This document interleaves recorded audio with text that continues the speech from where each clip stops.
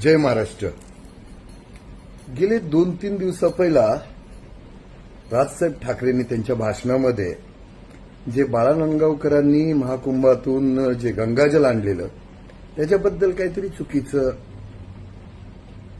बोलले. तर त्याच्यानंतर काही नेता, काही युट्यूबर त्यांच्या हिंदुत्वावर बोट दाखवावं लागले.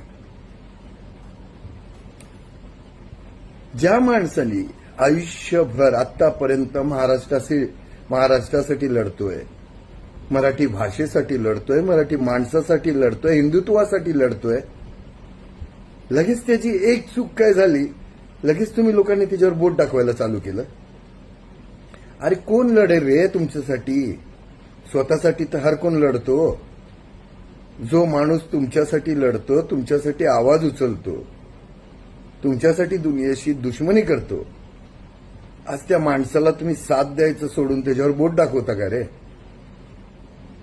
एक चूक झाली, लगेच त्यांच्यावर तुम्ही बोट दाखवायला चालू केलं. खिरात साहेबांनी हिंदुत्व तोडलं. वा रे दुनिया, वा. अशा माणसांना साथ द्या. अशी माणसं तुमच्यासाठी आवाज उठवतात. असल्या माणसांना तोडू नका. नाही तर तुमच्यासाठी आवाज उठवण्यासाठी ना दुसरे वेळ ना 10 वेळा लोक विचार करतील. असल्या माणसांना ताकद द्या. त्यांच्या पाठीशी उभे राहा. असल्या माणसांना तोडू नका रे. माणसाच्या आयुष्यामध्ये ना चुका होत असतात. लगेच त्या माणसाला जज नका करू की तो लगेच चुकीचा ठरेल. असं काय नका बोलू रे.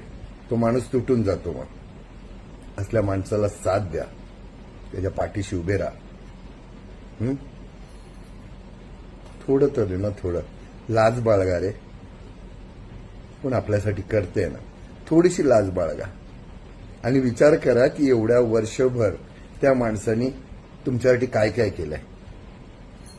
एकदा विचार करा, नंतर त्या माणसाला जज करा. लगेच जज नका करू. तर तुमचा पाठिंबा नसेल तर समोरचा माणूस तुटून जातो. तोडू नका रे. असल्या माणसाच्या मागे उभे राहा आणि सर्वांना हॅप्पी होली. जय श्रीराम.